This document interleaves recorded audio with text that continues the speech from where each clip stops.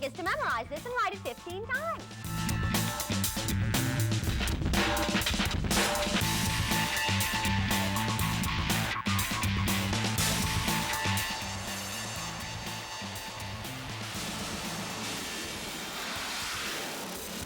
Welcome to the coolest, hippest half hour of fun on TV. This is Brain Stew with Jennifer Pulley. Try to imagine what the world would be like without color. Pretty boring, huh? We couldn't see rainbows or tell what color the food is that we're eating. But how does our eye let us see color? We'll meet an optometrist who will show us the inside of our eye and explain how it works. Plus, we witness the dissection of a cow eye. Cool! All that and more as we stir up color on this week's Brain Stew. Next. Hey, you! Are you ready for a Brain Stew pop quiz? What's missing from the following?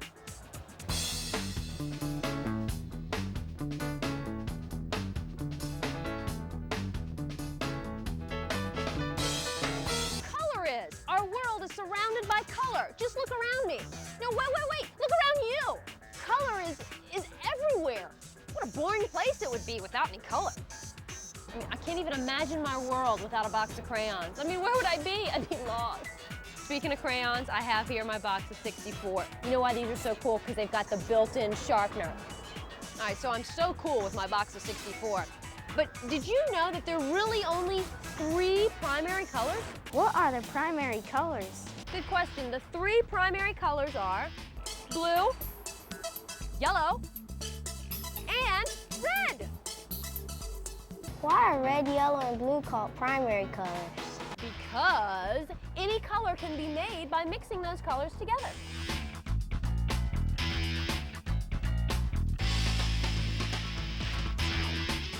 I get it. Now, besides these primary colors, there's other colors called secondary colors. What are the secondary colors? I was waiting for you to ask. Orange, violet, and green are secondary colors. So you see, secondary colors are what you get when you mix the primary colors together. Say, is that big brain of yours getting all this? I hope so. Let's keep rolling with the colors. Hey, can you guess what colors are considered warm colors? Want a hint? Red, yellow, orange. Right on, baby. Let's try this one. Can you guess what colors are cool colors? Is this hint not good enough? Here, let me give you another one. Blue, green, and violet. Bingo. So now you know about primary, secondary, warm colors, and cool colors. Get this, you can find all these colors on something called a color wheel. Thanks, Anna. What is a color wheel? A color wheel is a diagram of the primary and secondary colors. So from this wheel, you got the primary, the secondary, and you can also see something called complementary colors. Look. Red and green, complementary. Blue and orange, complementary. Purple and yellow, they're all complementary colors. Still confused? You got a big brain. Use it. Let me show you. Red and blue make purple, right? All right, check these out. What primary color is left out? Yellow and purple are complementary colors. Wow. Okay, so I've got your brain stewing, right? Okay, let's think about color symbolism. What did you say?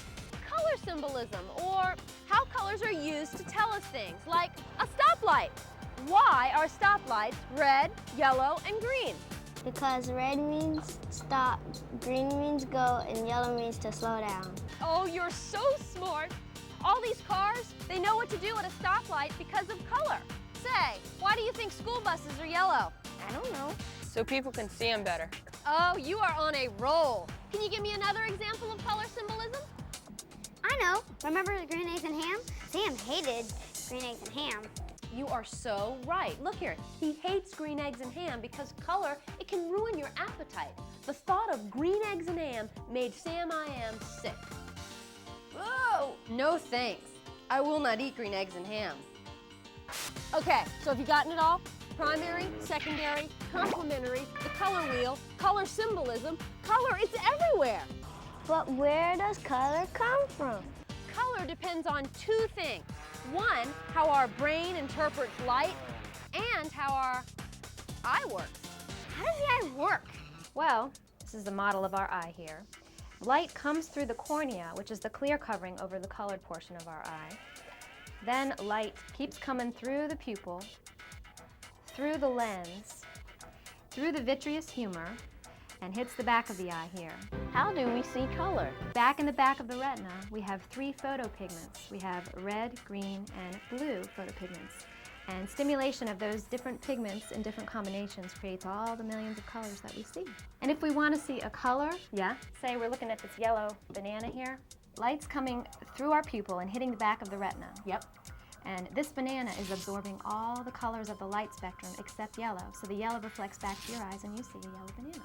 So all the white colors are coming in. Blue, yellow, green, indigo, all those colors are coming in. But the only color that's reflecting is the yellow. That's right. And it goes into our eye, and that's how we see color. We see yellow. The eye has 2 photoreceptor types. It has cones, which help us to see bright light, and they help us to see color.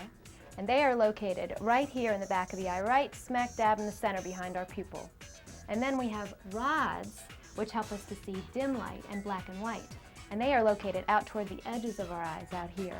Okay, so pretend this is the center of our vision here. Okay. Right here in the center are going to be your green cones. And out surrounding that, and still in the center of our vision, are the red-yellow cones. And finally, way out to the edge of our center of the vision is our blue cones. So you don't see blue smack in the center of your vision. And this is a dartboard, obviously, like, you know, some of us are kind of used to seeing it, but this is kind of maybe what the back of our eye looks like then. Well, it's just a good way to get right smack in the center of our vision and understand what's going on with all the different photopigments and where they're placed. Okay, so tell me if I've got this, Dot. Cones in the eye help us see color, Right? and rods in the eye help us see black and white. Right. How many cones are in the eye? One eye has about 6.3 to 6.8 million cones in it. Million? Million. About how many rods are in this eye? About 100 to 125 million. That's amazing. In just one eye? That's right. Well, think about it. In the center of our vision, when I showed you the little center bit of our vision, that's much, much smaller than the sides of our vision. Sure. So it makes sense there are a lot less cones than there are rods. Don't move an eye muscle. I'm watching. Brain Stew will be right back with more from Dr. Kelsey. Oh, we also have a brain strain to strain your brain. Those are so cool. That is not a toy. Sorry.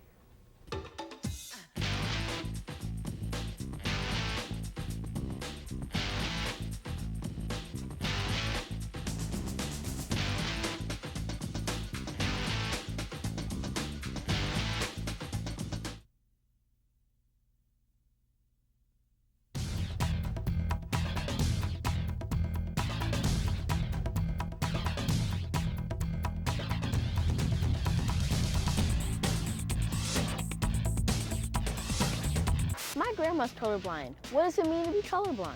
Well, actually, we like the words color deficient better than color blind because these people aren't blind. Yeah. As you know, it's normal to have 3 photopigments in the back of the eye, red, green, and blue.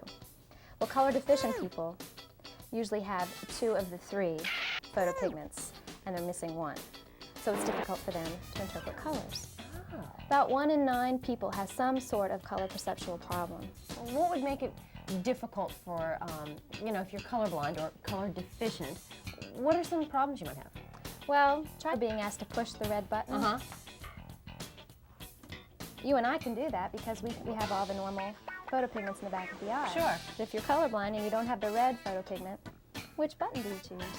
Explain to everybody why you made me wear this camo, Dr. Kelsey. Well, actually, in World War II, the spy planes often had colorblind or color deficient people riding in them to help find the camouflaged enemy German camps. Why? Why would they have color deficient people? Well, they weren't confused by the camouflage coloring. They could still find the edges of the camps, and they were able to find them. Can doctors test for color blindness? You know, my teacher's colorblind. Yes, we definitely can test for color blindness. Here at the eye specialist, we use a red-green Ishihara color blindness test on patients. A what? Do you want to try it? Yeah, sure. Okay, so you have to cover up one eye because if you have both eyes open, we can't tell which eye can't see color. So it doesn't matter which You one. have disease. No, go ahead and cover up your left one. Okay. We usually start with the right eye. All right. And I want you to read the numbers that you see in front of you here. 12, Yep. This one. 8, And this one. 29. Yep. This works because you have tiny little dots of primary colors that make up the numbers that you're reading, but they sit on a confusing background of secondary colors. Yeah. And people that are colorblind either can't read the number at all or they get the number wrong. Why are human eyes brown, blue, and green? Well, it depends on the amount of pigment that you have in your iris. This is the iris right here. The front surface of the eye is called the cornea, and then there's some space in between where there's some fluid, and then there's an iris behind that's that. the blue part in and this eye. This Okay. eye is blue. Okay. It depends on the amount of pigment that you have in that iris as to what color eyes you have. So when you're born, if you're a Caucasian baby, Yeah. all babies are usually born with blue eyes because it takes several months for the pigment to accumulate in the iris. And then you get your green eyes and your brown eyes later. Okay, now brown eyes, I guess, have the most pigment. They have the most pigment that you can see. Yep. And green eyes actually have little fatty specks within a darker background, and that's why they look green. So you don't really have green eyes, you have fat eyes. Oh, great, thank you. Yep. My eyes are hazel. Will they ever change color? Usually eye color remains the same after age 6. So, like, if I really wanted brown eyes or something, then I just have to deal with my green eyes. Well, you could always fake it. Fake it? Colored contacts. Oh, cool.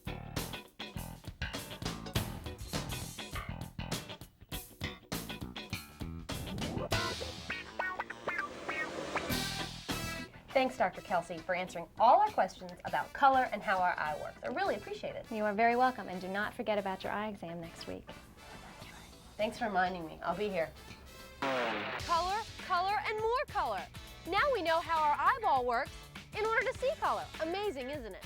Signora, signora. Well, in order to understand color optics even better, I thought it'd be cool to go visit my friend Cindy. She works in Richmond, Virginia, at the Science Museum of Virginia. Come on, let's go visit her and see what she has for us to see. Guys, this is Cindy. How are you, Cindy? I'm doing pretty good. Great. Welcome to the Science Museum of Virginia, Jen. We are so glad to be here. There's lots to see. What is an optical illusion? An optical illusion can happen for a couple of different reasons. And what you have to kind of understand is that your eyes don't just work by themselves. They work along with your brain. It's a whole system between the two of them. And an optical illusion, either you're looking at something that has two possibilities for what it can actually be. This is a picture, and what's it a picture of? Oh, it's a bunny rabbit. It's a bunny, right? Yeah. Okay, but then if I take it away for a second, maybe turn it around, hold it up a different way, then what's it a picture of? It's a duck. That's right. Cool.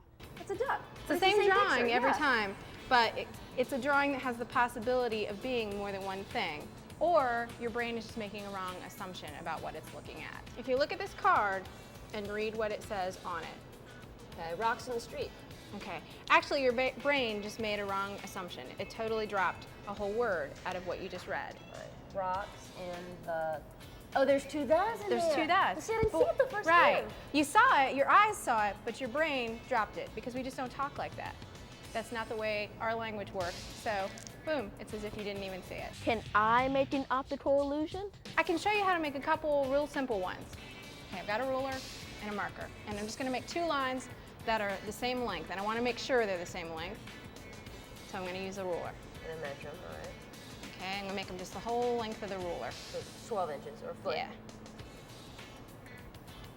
Any reason why you're using green or no? I just like green. Okay. Okay, and here's what I'm gonna do. All right. On one line, I'm gonna do this. On the other line, I'm gonna do this. Now we measured these lines, right? Mm-hmm. But tell me, does one of them look shorter than the other? This one looks way shorter. Okay, but we measured them. They are the same length. But one looks shorter than the other. Yeah. This one does look shorter. It looks kind of like... Uh-huh. So that's your brain. What's a prism? Okay, a prism is usually sort of a wedge-shaped piece of glass or crystal, and that's, so what? So it's wedge-shaped. But the thing is that light, a lot of times when it goes through things, depending on what it's made out of, the light will actually bend. Like if you look over here at this pencil, the light When we see, we're seeing light reflected off things. And the light that's going through this water and this glass is actually bending a little bit. So when you look at the pencil, it almost looks like the pencil is broken. So all this light, the light waves coming off of this pencil that's in the glass are bent and shifted a little bit. Because of the water. Because of the water. Because the light's going through the water. I don't know about you, this pencil looks way broken. I'll prove it to you. What is white light? White light is actually made up of all of the visible range of colors of light that our eyes can see. Red, yellow, orange, blue, green, indigo, violet, all those colors that you see like in a rainbow, those all make up white light. And like sunlight is white light. What does the inside of an eye look like? Well, I can't show you the inside of one of our eyes, really, but I can show you the inside of a cow's eye. We do this at the museum all the time. We get cow eyes, we order them through a catalog actually, and they look sort of like this when we get them. They come in a nice little sealed bag. An eye is really, really pretty tough. Is it really? They're very, very tough. When you feel them, they're strong. It's a strong, strong structure. And it's got all this stuff around it when we get them. And usually when we do dissections for the guests who are here in the museum, we kind of prep it first. We get rid of a lot of this fat that's all around it. And the fat's pretty important. It kind of cushions the eye sitting in the socket so it's not rubbing up against bone or anything like that. Are cow eyes like human eyes? One of the biggest differences between our eyes and a cow eye, this all the way around here, which was hiding underneath all that fat we cut off, this is all muscle. And this, it looks like all one big ring of muscle, but it's actually 4 different muscles there. And those are the muscles that are going to control the movement of the eye. We actually have 6. Cows have 4, we have 6. And we're a little more expressive. We can roll our eyes if we're kind of disgusted about something. We can cross our eyes. We can cross our eyes. Cows can't do a lot of things like that.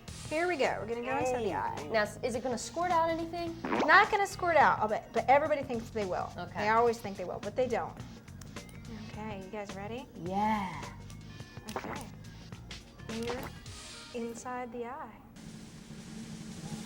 It's really clear. But it's very, very clear. And in a living eye, it should be clear because light has to pass through this. Sure. And that's what they call the vitreous humor. It fills up like the whole back half of the eye. It kind of helps it hold its shape. Oh, cool. And we all have that in our eye. We all have that in our eye. So that's a similarity there. Light comes in through the front of your eye, goes all the way through, and it goes and hits the back. And it's gonna hit this pale layer. And the outside of the eye is really, really, really tough. Yeah. But this pale layer on the inside is super duper fragile. Wow. Really easy to just sort of peel it right up. That's your retina. Or that's the cow's retina. That little thing that you're peeling off, Yeah. that's the retina. We have a retina. Really fragile. We have a retina, and here's a big difference, okay? Cows can't see color. They have no color vision. The retina is where all the cells are that are sensitive to light that send messages back to the brain, and you send it through this little guy here is the optic nerve on the back. And if you could look under a really high-powered microscope at a cow's retina, they don't have the cells for seeing color. They don't have what they call cone cells. It's all rods. But here's another really cool difference between our eyes and cow eyes. We don't have this. Okay, the whole inside of our eye would be dark, like this dark kind of bluish black color. Okay. But in a cow's eye, or a cat's eye, or a dog's eye, they have what's called a tapetum, this kind of real pretty, shiny, bluish green stuff here. Do you have a cat or a dog? Mm-hmm. I have a cat. Malibu is my cat. He's so great. Does his eyes ever glow? Yeah, he kind of looks spooky sometimes. Like if the light hits his eyes right, his eyes look like they're glowing. Okay, and that's what this does. When an animal needs to see at night, a lot of times that animal will have a tapetum. And what it is it's almost like a mirror sort of in the back of the eye. That as the light comes in through the eye and hits the retina, some of it will actually go through the retina, hit this shiny spot here, and bounce back. And so it hits the retina a second time. And they get a little extra chance to make use of the light that comes into their eye. So when their eyes are glowing, that's light coming back out of their eye. Cool. What else you got? Well, I mean, we can take a look at some of the other stuff that's going on in the front of the eye. We have the vitreous humor, and there's kind of something that we can see through it. Oh my gosh, what on earth is that? Let's take a look. This is actually the lens of the eye, and I can take the lens out. Oh, look at that. Of course, this is kind of clouded over a little bit. It should be real nice and clear in an animal that's living. This really only takes care of like the fine focus if you're looking at something real up close or you just need that extra little fine focus. This bump on the front of the eye, that curve, it does most of your focusing for you. So that's your cornea then? Yeah. And if the curve's not good, you might need to wear glasses. I don't know if you can see, have that dark layer that comes all the way around, but there's a hole in it. And you gotta have the hole there. That's actually the pupil. Oh, cool. Yeah, gotta have a way for light to get in. And look at that. Here's another big difference between us and cows. Their pupil is kind of oval shaped, and ours is round. There's little muscles that control flexing the lens, but then there's a lot of muscles that control the size of the pupil. Lots of muscles, and you can kind of see them. If I take it out, can you see it kind of looks like the underside of a mushroom? You see all these little lines? Ridges. Little ridges? Yeah. Like going out like a bicycle wheel. And that's where all the muscles are for controlling the size of the pupil. And do we have those too? We have those too, because if you flip it over, that's where the iris is, the colored part of your eye. On the other side, that's where the brown eyes of the cow are. It's a lot like our eye. And there are, like I said, there's some differences, and we talked about some of those, and it's a little bigger than our eye. Yeah. But the basics are the same. Cool. I'm not gonna show you. Cindy, thank you so much for the prisms, the spectrums, the color optical illusions, and of course that big old cow eye dissection. That was awesome. You were great. Well, no problem. Anytime BrainStew wants to come back to the Science Museum, please come on by. We will. Up next, BrainStew speaks with a psychedelic meteorologist who tells us all about rainbows. Plus, we meet a colorful kid who performs an awesome experiment. In the meantime, strain your brain with this brain strain.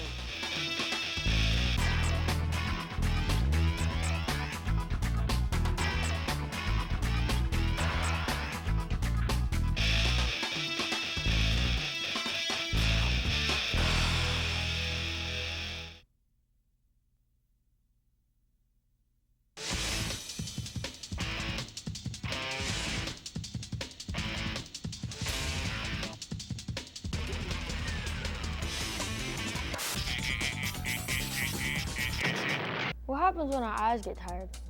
Can we still see color the same? Let's find out. This is what you need. You need glue, scissors, and black, green, and yellow construction paper. Here's the procedure. Use the construction paper to make an American flag. I know the American flag is red, white, and blue, but we're gonna make ours black, green, and yellow. The stripes should be black and green.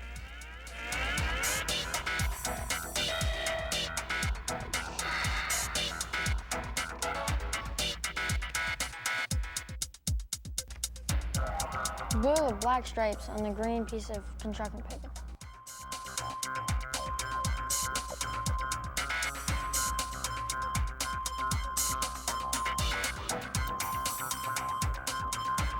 Cut out a yellow square and stick it in the corner of the flag. And finally, cut out some black stars and put them on the yellow piece of paper. Now stare at the center of the flag for 1 whole minute. Try not to move your eyes or blink.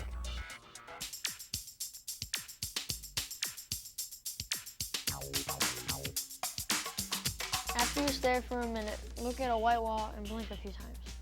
Whoa, those are cool results. It's a red, white, and blue American flag. Hey, you gotta try this at home. It's real cool. Why did this happen? The cones in our eye that Dr. Kelsey talked about are sensitive to colors of red, blue, and green. The light from colors like yellow and green stimulates the cones in our eye. Anyway, when we stare at the colored flag for a while, the green cones in our eye get tired because they're being hit by light from the different colors. When I looked at the white screen, light reflected from the screen and shined on my retina and cones. The green cones that are tired do not respond well, but the rested blue and red cones send strong messages. This is why our eye sees a red, white, and blue flag. Hey, that's the way it's supposed to be. Guys, this is my friend Dave. He's a meteorologist, you know. He predicts the weather. What's up, Dave? Beautiful day. Yeah, it sure is. Did you predict this? Of course we did. Okay. What's a rainbow? Well, actually, rainbows, of course, those beautiful things we see in the sky, they are always around us, but we need the right ingredients to actually make them show up so our eyes can see them. Let me show you what I'm talking about. Alrighty. First thing we need is we need sunlight. We've got plenty of that today. We also Compliments need of Dave. We also need lots of water, so we need sunlight and water. Those are the two ingredients I'm talking about. Okay. You can do this at home. Take a simple garden hose. You turn on the water. Now you need to make sure that the sunshine is at your back. Okay. The water needs to be in front of you. We're going to spray the water out. And what happens is when you put the sunlight on the water, you see the rainbow. Oh, cool, look at that, right there. All the colors, That's purple right. and indigo, yellow, blue, oh, Now you mentioned that it shows all the colors, but actually each individual little raindrop only shows one color at a time. So it takes millions of raindrops to show that beautiful arc in the sky. What time of year can you see the most rainbows? That would be in the spring and the summer, and that's because we have our two main ingredients, sunshine and water, mainly in those 2 months. Why is it called a rainbow? Well, you break down that word, rainbow, you need rain to see it, and it's shaped like a bow, so we call it a rainbow. Dave, thanks for that colorful weather lesson on rainbows. You are welcome. Brain Stew is welcome back anytime. And will the weather be this nice? Probably not. Okay. Hey, have I gotten a letter from you? Yeah, you on the couch? Well, then pick up a crayon or something colorful and write me, Jennifer Pulley, in care of Brain Stew. P.O. Box 300, Norfolk, Virginia, 23501-0300. Hey, did you get my address? Here it is. You better use it. Write me. I look forward to hearing from you. Was that show colorful or what? I'm telling you. I mean, it was awesome. It was so colorful. What? Telephone's for you. Hello? It's in black and white. What? All right, enough with that black and white stuff. You've made your point. This was a show on color. Color. Aye.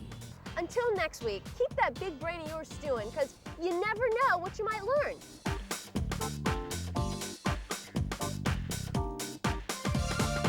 It's the end.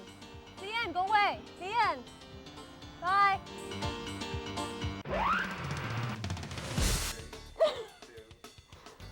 Don't move an eye muscle. I'm watching. I knew I couldn't say it. I know, I'm trying. All right, I'll get it right. I'm like crying now. How did this happen? Oh yeah, I forgot. I forgot my line.